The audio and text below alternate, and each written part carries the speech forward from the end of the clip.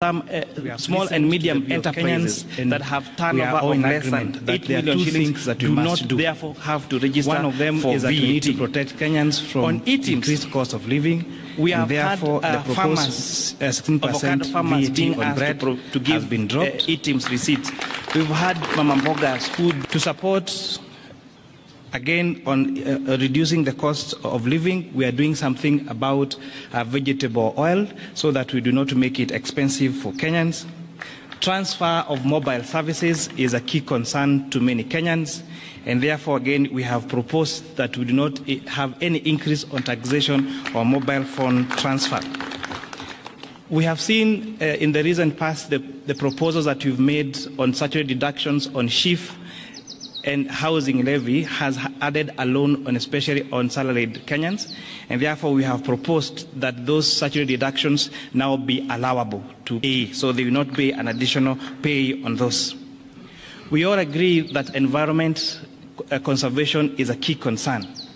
The fact that we've had a drought and a few months of floods and our drainage clogs, we have agreed that we need to make a good decision about how to protect our environment. And that is what the wisdom on the introduction of eco-levy. However, imposing this on locally manufactured goods would again increase the cost of those locally manufactured goods in the country and stand a risk of making them not competitive in the East African market and globally. Therefore, this eco-levy will only be chargeable to imported finished products. And therefore, all locally manufactured items, and especially including diapers and sanitary towels, will not be subject to eco-levy. We must make sure that we become a manufacturing country and not a trading country.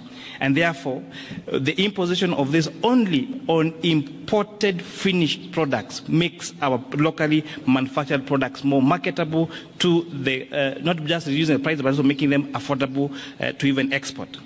On the VAT threshold, we have proposed in our amended report to increase that VAT threshold from 5 million shillings to 8 million shillings.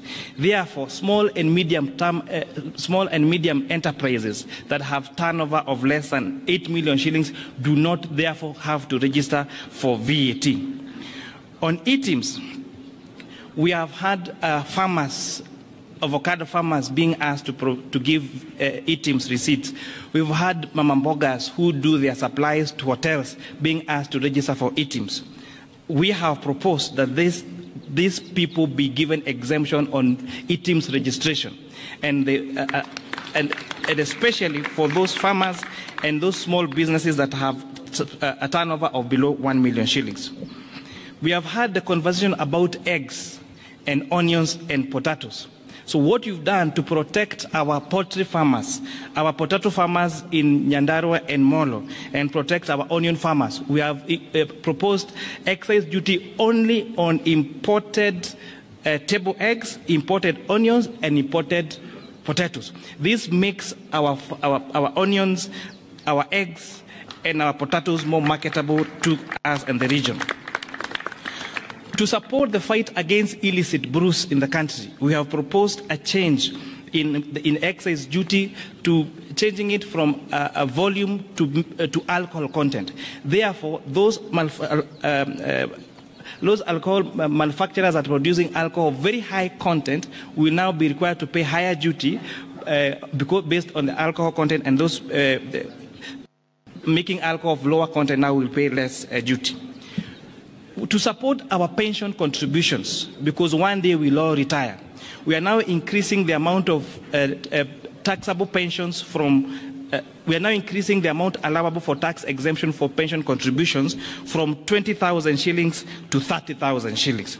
So this is a big win for our pensioners. So we are moving our pension schemes to exempt. It is exempt at contribution and exempt when you receive your pension from 20,000 to 30,000. Yes, per month. It's important to say this per month. We have also been appraised of the money that is allocated for junior secondary school to hire all the intern teachers into permanent and pensionable terms. And the number there is actually 46,000 shillings, 46,000 junior secondary school teachers, in addition to recruit an additional 20,000.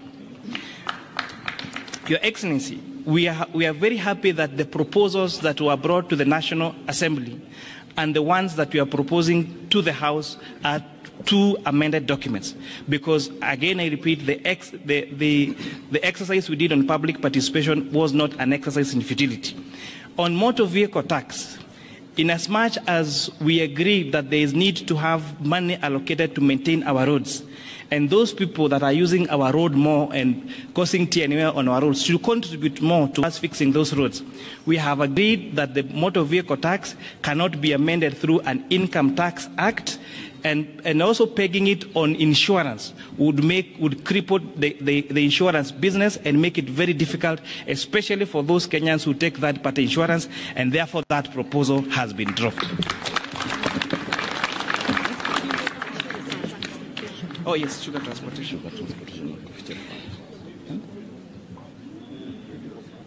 Yes, in addition, there was a concern from the milling factory to the farms, and therefore to the sugarcane, sorry. We have listened to the concerns about the transfer of sugarcane from the farms to the milling factory. And people are asking, why sugarcane? And why not coffee? And why not tea? Sugarcane is very bulk, and therefore the largest cost in the processing of sugarcane is actually on transportation, unlike most other crops. And that is why we have recommended to remove VAT on transportation of sugarcane from the farms to the milling factories.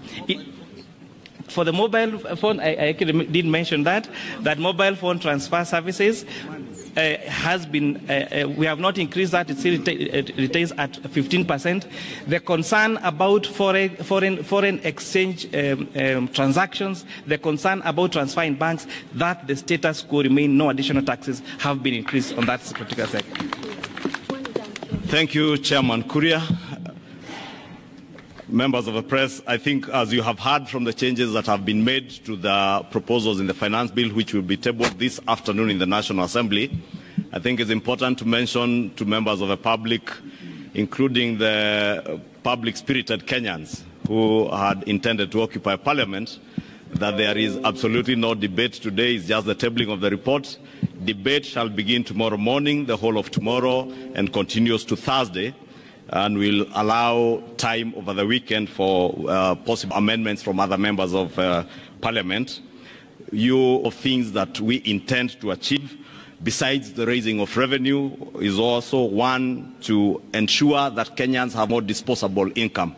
You will notice from the changes that will be proposed by the Chair in the report that you table this afternoon, we are devoting more money back into people's pockets, especially the employed Kenyans who have been contributing to the housing levy.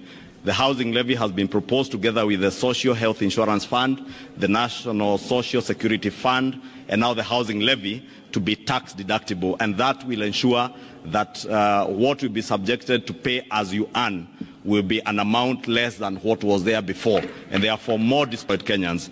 The second thing that we intend to do is to encourage savings and investments in our country through the proposals that the Chair has stipulated in terms of pensions, the allowable deductions that have been increased for pensions contributions. There's also an allowable deduction on post-retirement medical schemes to ensure that people start saving for their post-retirement, and those post-retirement savings or contributions into a medical scheme